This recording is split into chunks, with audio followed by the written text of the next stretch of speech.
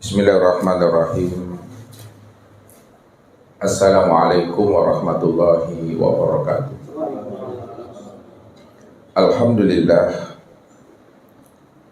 Alhamdulillahilladzi nawwara qulubana binuri ma'rifati wal yakin. Asyhadu an la ilaha illallah wahdahu la syarikalah. Wa asyhadu anna Muhammadan abduhu wa rasuluhu la nabiyya ba'da. Faqala Allah Ta'ala bil Qur'anil Karim. A'udzu billahi minasyaitonir rajim. Bismillahirrahmanirrahim. Sanurihim ayatina fil afaq wa fi anfusihim hatta yatabayyana lahum annahul haq. Wa bil ardi ayatul lil muqinin wa fi anfusikum afalam tubsirun. Shadaqallahul azim. Bapak Ibu, saudara-saudara dan anak-anak kami jamaah tauhid yang dirahmati Allah. Sebagai seorang muslim yang mukmin yang telah mengerti, mengenal dan memahami bahwa Allah itu maha wujud dari segala sesuatu dan maha nyata dari segala yang zahir dan maha dekat dari segala yang ada ini.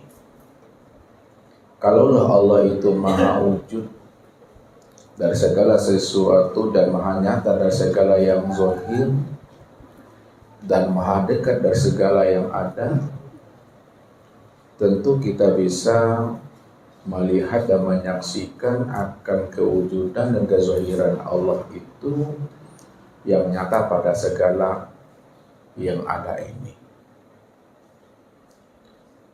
Kalaulah kita tidak mampu mengenal, tidak mampu menyaksikan dan melihat Allah itu yang wujud dari segala yang ada, disitulah kita dikatakan oleh Allah sebagai orang yang buta, sebagai orang yang tuli, yang tidak akan pernah tahu untuk membaca alam dan tidak tahu pula membaca akan dirinya, sehingga dia tidak bisa mengenal bahwa alam dan dirinya ini adalah bukti atau dalil kewujudan Allah itu sebenarnya. Inilah sebenarnya yang Allah ingatkan kepada kita. Sanurihim ayatina fil afaq wa fi anfusihim hatta yatabayyana lahum annahul haq. Kami telah memperlihatkan tanda-tanda kewujudan kami pada sekalian alam dan pada dirimu. Hatta yatabayyana lahum annahul haq. Sehingga kamu benar-benar bisa melihat dan menyaksikan aku, sebenarnya akulah yang nyata dari segala yang ada ini. Makanya Allah katakan walinaj'alaka ayatan linnas. Sesungguhnya kami jadikan dirimu itu adalah tempat memandang akan diriku, kata Allah. Karena sesungguhnya aku inilah yang wujud pada dirimu. Nah, tapi kenapa tidak kamu perhatikan akan kewujudan dan kezahiran aku pada dirimu, kata Allah. Apa yang menyebabkan dirimu itu terhijab untuk memandang dan mengenal serta memahami akan rahasia diriku? Nah, ini selalu Allah bertanya kepada diri kita ini. Ya ayyuhan nas, ma gharraka bi rabbikal karim. Wahai sekalian manusia, wahai jantung hatiku, kata Allah. Apa sebenarnya yang menghalangi dirimu sehingga dirimu itu selalu terhijab untuk mengenal, menyaksikan akan diriku? Allazi khalaqaka fasawwaka fa'adalak. Padahal sebenarnya, kata Allah, akulah yang menjadikan dirimu dari tidak ada lalu menjadi ada, kemudian kembali lagi kepada tiada. Tapi kenapa kamu belum mengenal akan diriku, kata Allah? Dulu kamu tidak ada, sekarang menjadi ada. Aku zahirkan kamu. menjadi bayi, menjadi balita, remaja, dewasa. Dahulu kamunya anak-anak, sekarang sudah menjadi bapaknya anak-anak. Tapi kenapa kamu belum mampu juga mengenal akan diriku, kata Tuhan.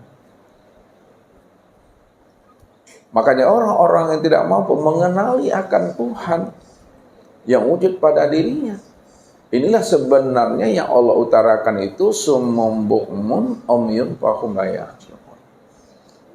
Mereka lah orang yang tuli, orang yang buta, orang yang bisu, yang tidak akan pernah tahu jalan pulang dan kembali kepada aku. Maka buta, tuli dan bisu itu bukanlah buta tuli yang zahir, bukan butanya mata, bukan tulinya telinga. Tetapi yang Allah katakan buta dan tuli itu adalah ruhani, adalah jiwa itu. Ini yang Allah katakan dalam surat Bani Israil ayat 72. Wa man kana fi hazil a'ma fa huwa fil akhirati a'ma wa adallun sabila. Barang siapa yang buta di dunia, kata Allah, maka aku pastikan dia juga buta di akhirat. Wa adallun sabila. Maka dialah orang yang termasuk orang yang tersesat. Tersesat yang bagaimana yang dikatakan Allah? Ulaika fi dhalalim ba'id. Sesatnya itu sangatlah jauh, kata Allah. Makanya kalau kita dikatakan Allah buta, yang membuat kita ini tersesat, tidak tahu jalan pulang dan kembali kepada Allah, maka kita pahami yang buta itu bukanlah buta mata zahir tadi, bukanlah tuli telinga yang zahir ini. Mata zahirnya melihat, telinga zahirnya itu mendengar, kalam zahirnya ini mampu berkata, berbicara. Namun yang dikatakan Allah itu buta, ini yang diterangkan Allah dalam surah Al-Hajj ayat 46. Fa innaha la ta'mal absar walakin ta'mal qulub allati fi sudur. Sesungguhnya yang aku katakan buta itu, kata Allah, adalah butanya mata hatimu, butanya kalbumu, ruhanimu.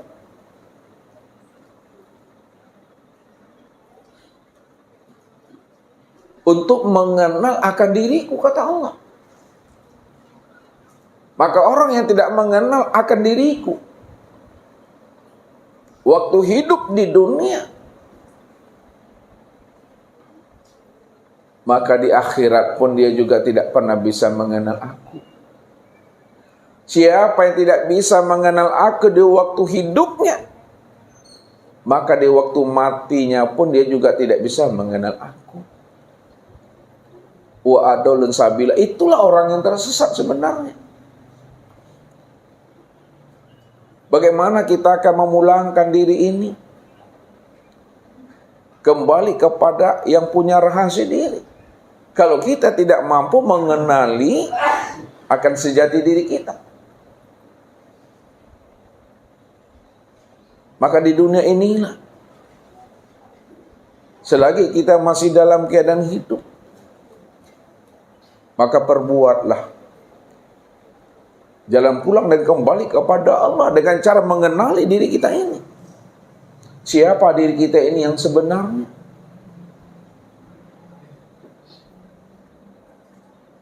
Sebab kalau kita sudah mengenali siapa diri kita, siapa sejati diri kita, siapa rahasia diri kita, insya Allah jalan pulang dan kembali itu betul-betul terang, Bapak Ibu. Jelas kembalinya. Inilah orang yang mengenal. Makanya di dalam kaji selalu Ustaz sampaikan, di mana datangnya situ pulang kembalinya, di mana hilang situ dicari. Kok yo datangnya awak dari Tuhan, tentu pulang dan kembalinya kepada Tuhan.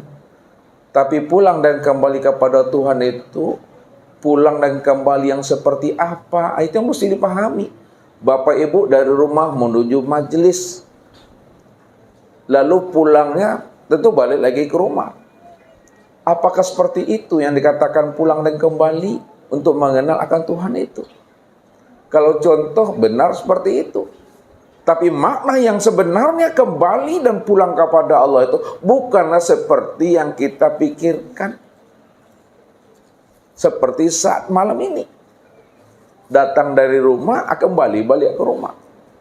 Itu kan kias. Itu ucapan lafaz dan kata-kata. Namun yang kita ambil pahamnya itu dibalik makna ucapan lafaz dan kata-kata itu.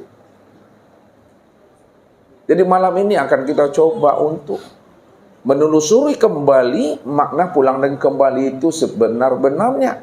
Makna yang hakikinya itu yang bagaimana. Karena di dalam Al-Quran itu dikatakan Allah, Inna lillahi wa inna ilaihi raji'un. Sesungguhnya dirimu asalnya dari Allah, pasti pulang dan kembali kepada Allah. Dirimu itu asalnya Tuhan, kembalinya tetap jadi Tuhan. Kalaulah diri kita ini asalnya Allah dan kembali kepada Allah, diri kita ini asalnya Tuhan dan kembali tetap jadi Tuhan, kembalinya itu yang mesti kita pahami. Ada kembali secara syariat, ada kembali secara hakikat. Ada mati secara syariat, ada pula mati secara hakikat. Orang selalu mengatakan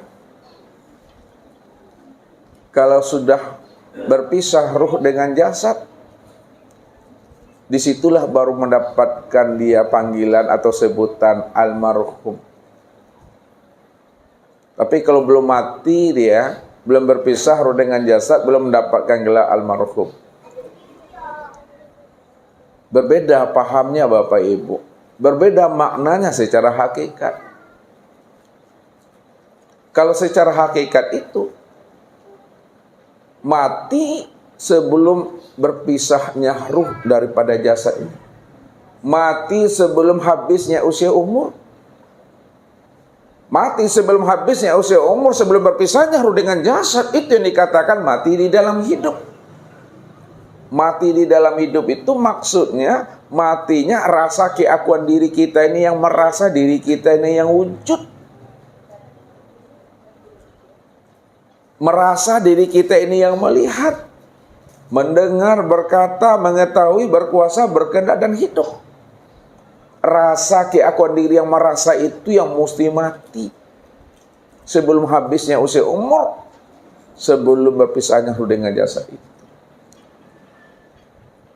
Kalau sudah mati rasa keakuan diri kita ini sebelum habisnya usia umur, disitulah kita mendapatkan gelar almarhum itu.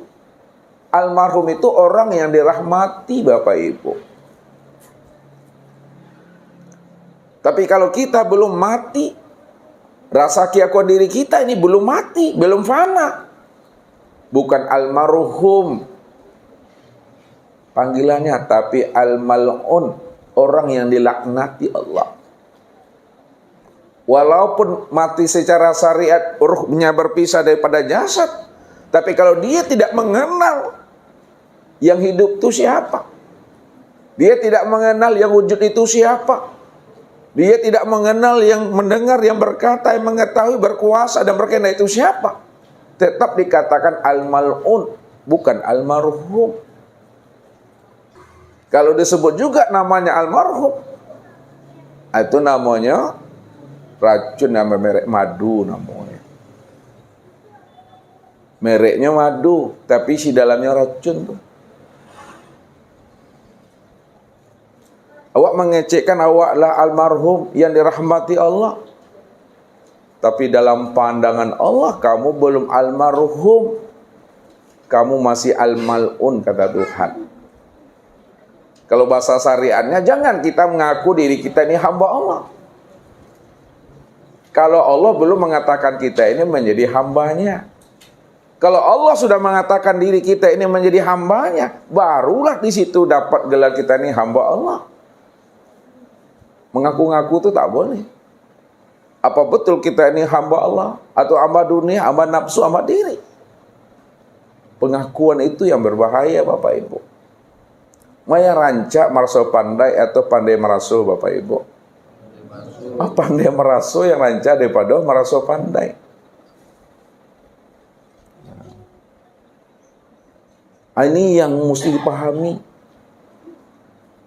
supaya kita ini tidak tergelincir dalam menjalankan cerita dan sandiwara Allah itu. Bagaimana kita bisa selamat dunia sampai akhiratnya? Maka kenalilah akan diri kita ini.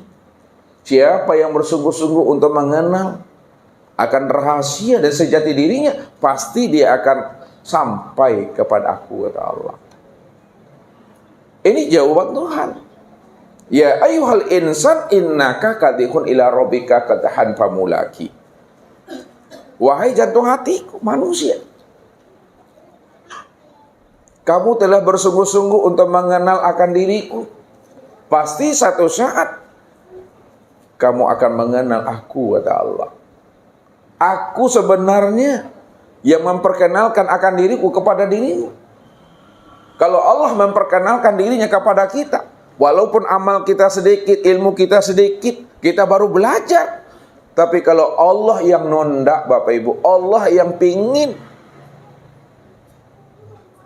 sesuatu yang tidak mungkin, tidak diterima akal dan rasio, menurut Allah mungkin diterima akal dan rasio itu. Karena Allah di situ yang berbuat dan berkehendak, fa'alu lima yurid, yahdi mayasya. Makanya Allah katakan, "Fama yahdillah fawal muhtadi, wa may yudlil falan tajidalahu waliyan mursida."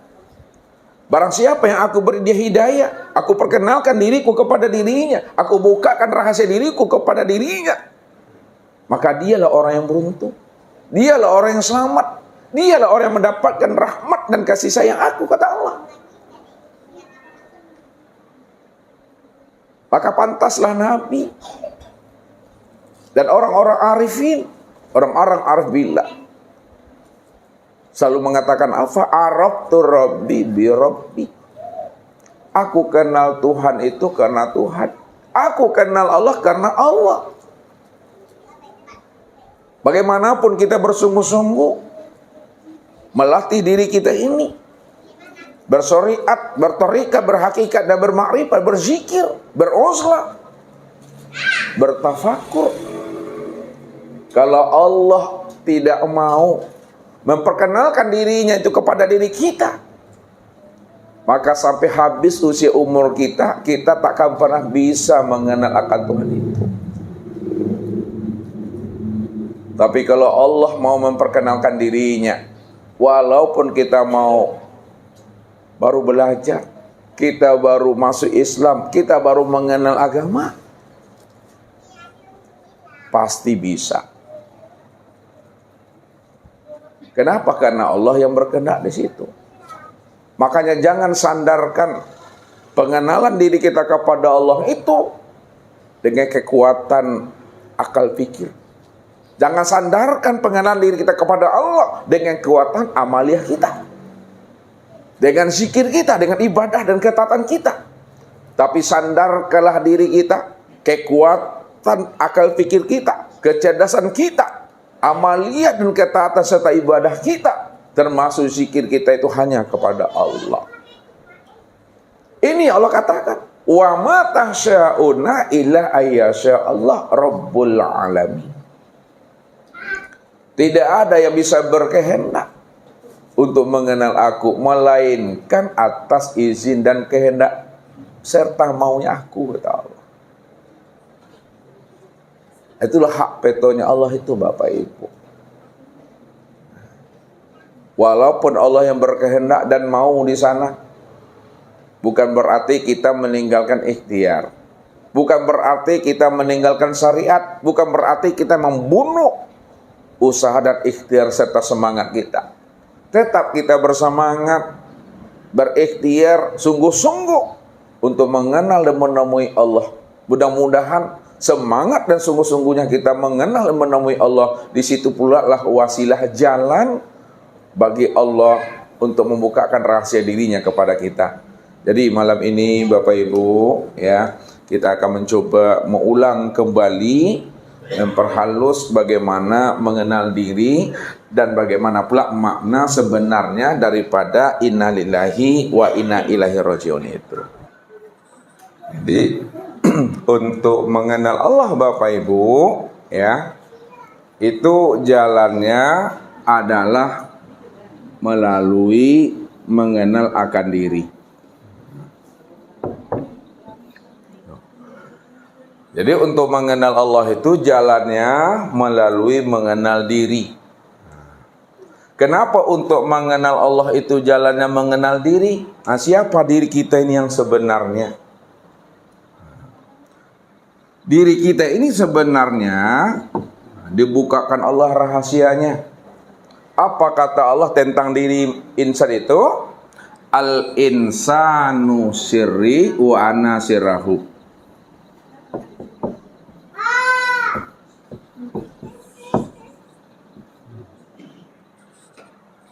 Insan itu adalah rahasiaku wa ana sirrahu, dan dirikulah yang menjadi rahasia insan itu.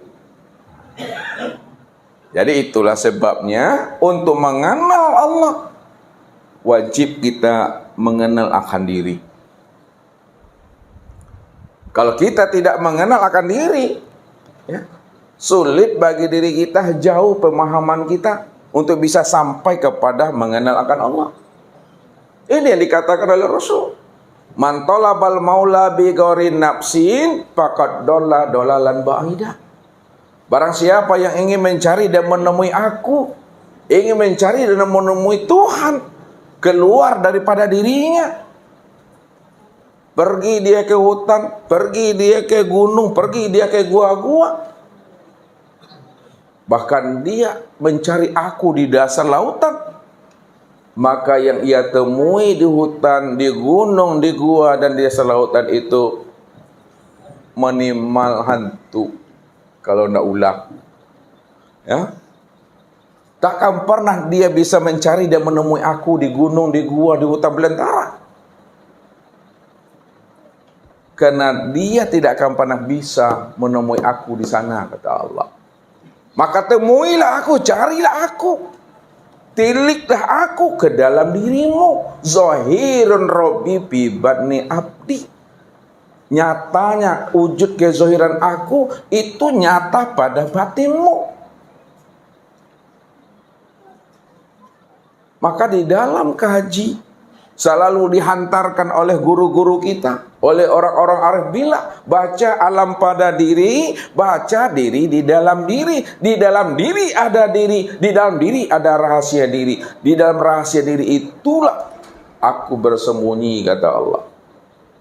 Ana bi abdi, aku nyata pada diri hambaku, kata Allah. Bukankah diri kita ini adalah bukti? Bukankah diri Bapak Ibu itu adalah dalil untuk memandang dan menyaksikan kewujudan Allah yang nyata pada diri ini? Walinaj'alaka ayatan linnas, dan sungguh kami jadikan dirimu sebagai dalil dan bukti tentang kewujudan aku yang betul-betul nyata pada dirimu. Itulah bukti bagi manusia, kata Allah. Wa fi anfusikum afala tubsirun.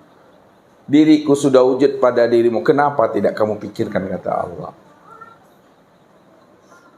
Jadi kitab untuk mengenal Allah itu Bapak Ibu, itu namanya kitab nafsiyah. Kalau kitab nafsiyah itu Bapak Ibu, dia tidak bertulisan, tidak berhuruf, tidak berbaris. Kalau berbaris masih mendingan tuh, berhuruf masih mantap tuh. Ada hurufnya bagus gak tuh, walaupun tidak ada baris.